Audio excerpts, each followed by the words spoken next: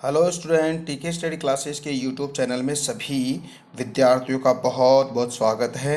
देखिए विद्यार्थियों, आज हम बात करेंगे जो 12th क्लास की जो ज्योग्राफी की बुक है उसका हम 7वां चैप्टर कवर करेंगे। तो चैप्टर का नाम है खनिज तथा ऊर्जा संसाधन। ठीक है, तो खनिज और ऊर्जा संसाधन के बारे में बात करेंगे। तो आज का जो वीडियो रहेगा उसमें हम बात करने वाले हैं एक तो अयस्क और एक खनिज और जो धातु और अधातु खनिज है उसके बारे में डिटेल से पढ़ने वाले हैं।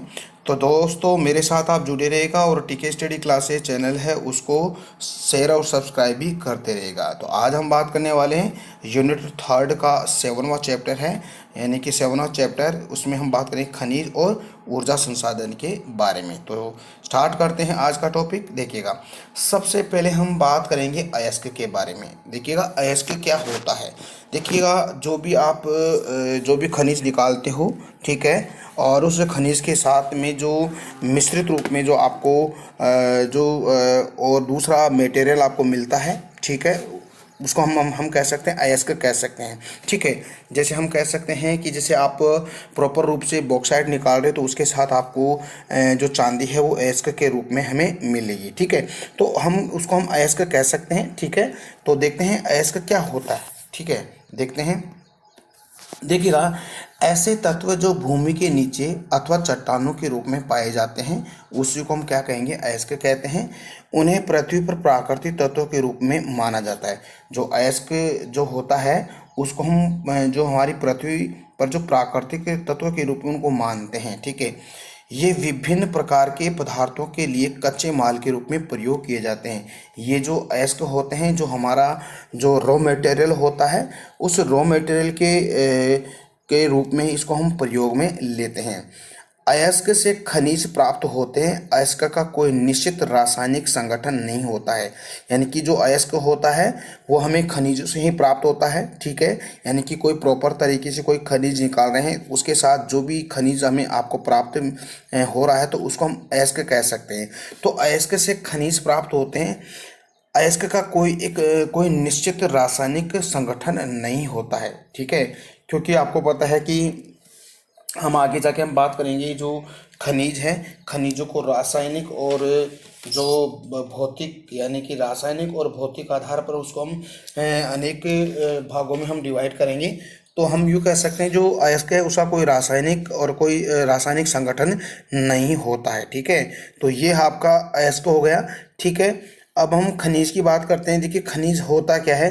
देखिएगा, जो अयस्क होता है उसका कोई रासायनिक संगठन नहीं होता है, लेकिन जो खनिज होता है, खनिज का अपना एक रासायनिक संगठन होता है। खनिज अजैविक तत्व होते हैं क्योंकि यह जैविक क्रियाओं से नहीं बनाए जाते, यानी कि खनिज होते हैं वो अजैविक तत्व होते हैं, यानी कि जिसमें जीवांश की मात्रा नहीं पाई जाती हो। हम कह सकते हैं जो जैविक क्रिया के द्वारा उसका संगठन उसको उसको निर्मित नहीं किया जा सकता, तो वह होता आपका खनिज होता है। एक बार फिर से देखिएगा, खनिजों का अपना रासायनिक संगठन होता है। खनिज जैविक तत्वों के होते हैं क्योंकि यह जैविक क्रियाओं से नहीं बनाए जाते हैं। ठीक है, देखिएगा खनिज क्रिस्टल के रूप में पाए जाते हैं। जो भी आप खनिज से प्राप्त कर रहे हो वो एक क्रिस्टल के रूप में हमें प्राप्त होता है। तो अभी इसको हम देखते हैं क्रिस्टल होता क्या है। देखिएगा, देखिए खनिज तत्वों के रूप में पाया जाता है, यानी क्रिस्टल के रूप में पाया जाता है। क्रिस्टल क्या होता है, देखिए क्रिस्टल संरचना क्या होती है।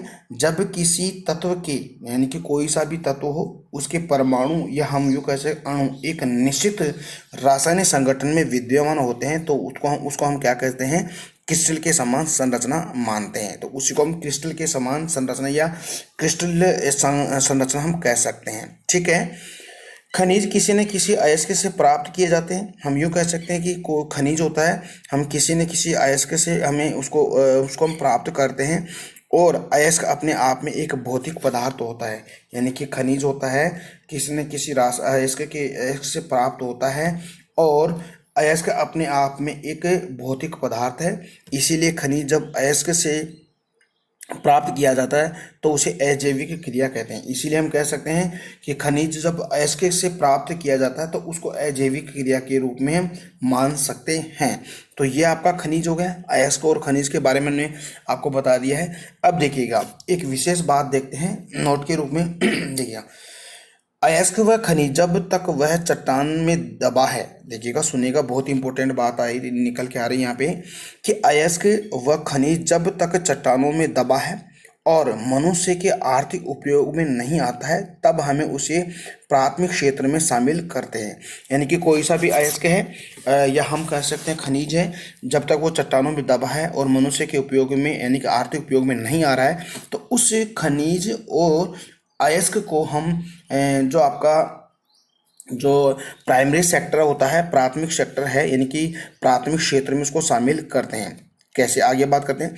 जब हम इस अयस्क से कोई महत्वपूर्ण खनिज या तत्व प्राप्त करने के लिए भौतिक और रासायनिक क्रिया अपनाते हैं तब उसे हम खनिज खनन या उत्खनन कार्य करते हैं, तब उस शर्त में खनन या उत्खनन द्वितीय क्रिया में शामिल होती है। ठीक है, तो ये बात आपको समझ में आ गई। एक बार फिर से देखिएगा कि अयस्क व खनिज जब तक वह चट्टानों में दबा है और मनुष्य के आर्थिक उपयोग में नहीं आ रहा है तो वह प्राथमिक क्षेत्र में शामिल किया जाता है।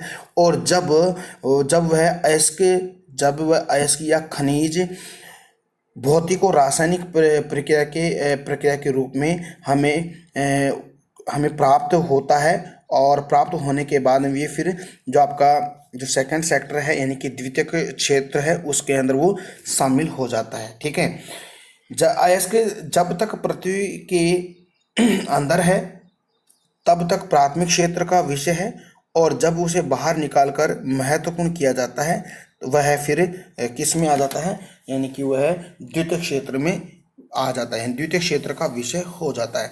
हम कह सकते हैं कि कोई सा अयस्क हो या खनिज हो जब तक हमारी पृथ्वी के अंदर है तो वो प्राथमिक सेक्टर में है और जब उसको बाहर निकाल के उसका रूप चेंज करके उसको मूल्यवान बना दिया जाता है फिर वो द्वितीय सेक्टर में आ जाता है। तो आई होप डियर स्टूडेंट आपको ये चीज़ें समझ में आ रही है। ठीक है, बात करते हैं आगे की। देखिएगा अब हम यहाँ पे बात करते हैं कि खनिजों का वर्गीकरण। देखिएगा हमारे जो खनिज है, खनिजों का वर्गीकरण हम देखें तो सबसे पहले हम देखते हैं कि जो खनिजों के वर्गीकरण में के आधार क्या है, आधार लाइन यानी बेस लाइन क्या है। तो हम कह सकते हैं कि खनिज अपनी भौतिक और रासायनिक की संरचना के आधार पर पहचाने जाते हैं। कोई सा भी खनिज ले लीजिएगा, उस खनिज को पहचानने का तरीका हम यूँ कह सकते हैं कि हम उसकी भौतिक और उसकी रासायनिक संरचना के आधार पर उसको हम पहचान सकते हैं। और इसी आधार पर खनिज को हम कितने भागों में डिवाइड करते हैं, 4 भागों में डिवाइड करके हम उसकी स्टडी करते हैं। देखिएगा आपकी जो एनसीईआरटी की जो बुक है उसके अंदर जो खनिजों का जो वर्गीकरण है भौतिक और रासायनिक संरचना के आधार पर हम उसको 2 भागों में डिवाइड करके हम पढ़ते हैं। एक धात्विक खनिज होता है और एक अधात्विक खनिज होता है। ठीक है, तो इसमें कन्फ्यूज होने की ज़रूरत आपको नहीं है। ठीक है, तो आप कहीं कहीं आपको 2 भागों में डिवाइड करके रखा है, कहीं कहीं 4, कोई कहीं 3 भागों में डिवाइड करके रखा है। लेकिन आपको याद करना है कि जो खनिज होते हैं जो अपनी भौतिक और रासायनिक संरचना के आधार पर उसको 4 भागों में डिवाइड करके हम पढ़ते हैं। तो कौन कौन से इसके 4 भाग है उसको हम देख लेते हैं। देखिएगा फर्स्ट हमारा है जो धात्विक खनिज है। देखिएगा धात्विक खनिज है भाई, धात्विक खनिज क्या होता है कि ऐसे खनिज जिसमें धातु का अंश पाया जाता हो, यानी कि ऐसा खनिज जिसमें धातु का अंश पाया जाता है वही क्या कहलाता है, धात्विक खनिज की श्रेणी में आता है। तो उसको हम देख लेते हैं, फिर हम अधात्विक खनिज के बारे में पढ़ेंगे, फिर हम इसके साथ हम जो आपका ईंधन खनिज है, ईंधन खनिज के बाद हम परमाणु खनिज है, इन सभी के बारे में हम बात करेंगे।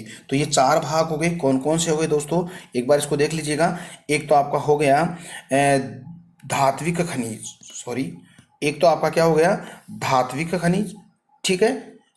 एक आपका हो गया अधात्विक खनिज, ठीक है, अधात्विक। एक आपका हो गया ईंधन खनिज और एक परमाणु खनिज। ठीक है, तो ये 4 भागों में डिवाइड करके हम पढ़ते हैं। तो हम कह सकते हैं कि ऐसे खनिज जिसमें धातु की मात्रा या धातु का अंश पाया जाता है उसको धात्विक कहते हैं, और ऐसे खनिज जिसमें धातु का अंश नहीं पाया जाता उसको हम अधात्विक कहते हैं। ऐसे खनिज जिससे हमें ऊर्जा प्राप्त होती है उसको ईंधन खनिज कहते हैं। ऐसे खनिज जिसमें परमाणु ऊर्जा तैयार करते हैं उसको हम परमाणु खनिज हम कह सकते हैं। इन सभी के बारे में आगे हम बात करेंगे। ठीक है, तो डियर स्टूडेंट, मेरे साथ आप बिल्कुल लगातार जुड़िए रहेगा, और अपना जो टीके स्टडी क्लासेस चैनल है उसको लगातार शेयर सब्सक्राइब भी करते रहेगा। ठीक है, तो हम बात करते हैं आज धात्विक खनिज की। देखिएगा, पहले हम देख लेते हैं कि धात्विक खनिज होते हैं, इसके गुण क्या है, हम धात्विक खनिज कैसे हम पहचान सकते हैं। देखिएगा, कोई सा भी धात्विक खनिज होता है वो चमकदार होता है, पहले तो चमकदार होता है, तन्यता का गुण होता है उसके अंदर। तन्यता का मतलब हो गया इसे हम तार बना सकते हैं। आघात वर्धन होता है, इस आघात वर्धन यानी कि चोट सहन करने योग्य होता है। और विद्युत के क्या होते हैं, सुचालक होते हैं, यानी कि विद्युत धारा उसमें प्रवाहित की जा सकती है। तो ये धात्विक खनिज के क्या हो गए, गुण हो गया, पहचानने का तरीका हो गया। ठीक है, धात्विक खनिज जो चमकदार होता है, तन्यता का गुण पाया जाता है, आघात वर्धन होता है यानी कि चोट सहन करने के का उसमें गुण होता है, और विद्युत के सुचालक होता है, इसमें विद्युत धारा प्रवाहित की जा सकती है। ठीक है, तो ये इसके धात्विक खनिज के क्या है, गुण है, उसकी विशेषता, उसकी पहचान है। ठीक है, अब देखते इसको डिटेल से पढ़ते हैं कि ऐसे खनिज पदार्थ जिनसे कोई विशेष प्रकार की धातु प्राप्त की जाती है, अर्थात धात्विक खनिज किसी ना किसी धातु को प्राप्त करने वाले खनिज को हम कह सकते हैं। यानी कि धात्विक खनिज वो होते हैं जिसे हम किसी न किसी धातु को हम प्राप्त करते हैं। ठीक है, इसका महत्व क्या होता है, इसकी इंपॉर्टेंस क्या होती है, क्या होती है इंपॉर्टेंस। देखिएगा, धात्विक खनिज ही किसी भी राष्ट्र की अर्थव्यवस्था के लिए सबसे उपयोगी माना जाता है। यानी कि हम कह सकते हैं कि जो धात्विक खनिज होता है, कोई सा भी कंट्री हो, कोई सा भी स्टेट हो, कोई सा भी डिस्ट्रिक्ट हो, उस कंट्री या उस स्टेट या डिस्ट्रिक्ट का जो इकोनॉमिक सिस्टम होता है, इकोनॉमिक सिस्टम उससे बहुत ही प्रभावित होता है। यानी कि इकोनॉमिक सिस्टम धात्विक खनिज से ही उसका सुधरती है, यानी उसकी उपयोगिता उसको मानते हैं। ऐसे खनिज जिसे गर्म करके कोई धातु प्राप्त किया जा सकता है उसको धात्विक खनिज कह सकते हैं। ये भी हो सकता है कि जो धात्विक खनिज को हम गर्म करके कोई सा भी धातु प्राप्त हम कर सकते हैं, तो ये भी एक उसकी पहचानने का क्या होता है, गुण होता है। ठीक है, तो धात्विक खनिज है। अब देखिएगा, धात्विक खनिजों के अंदर हम बात करेंगे। सबसे पहले देखिएगा, धात्विक खनिज भी लौह तत्व के आधार पर 2 भागों में उसको विभाजित किया जाता है। हम कह सकते हैं कि लौह तत्व के आधार पर धात्विक खनिजों को हम 2 भागों में डिवाइड करते हैं। एक होता है लौह धात्विक खनिज और एक होता है अलोह धात्विक खनिज। देखिएगा, लौह धात्विक खनिज क्या होता है, इसको पढ़ते हैं कि ऐसा खनिज जिसमें लोह तत्व या आयरन तत्व अधिक मात्रा में पाया जाता है उन्हें लोह धात्विक खनिज कहते हैं। कि ऐसा खनिज जिसमें लोहे की मात्रा पाई जाती है, यानी लोहे का अंश पाया जाता है, उसको लोह धात्विक खनिज कहते हैं।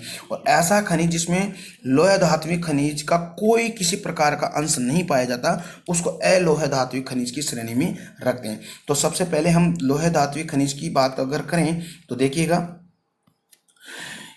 देखिए ऐसे खनिज जिसमें लोह तत्व आयरन तत्व अधिक मात्रा में पाया जाता है उसे लोह धात्विक खनिज कहते हैं। जिसमें हम कुछ एग्जाम्पल देखें तो फेरस, निकिल, कोबाल्ट और लोह अयस्क और मैग्नीज, ये अर्थव्यवस्था के लिए सबसे महत्वपूर्ण उपयोगी इन्हें माना जाता है। तो हम कह सकते हैं लोह धात्विक खनिज चुंबकीय गुण पाया जाता है इसके अंदर, यानी कि जो लोह धात्विक खनिज के अंदर चुंबकीय मैग्नेटिक जो उसमें गुण पाया जाता है।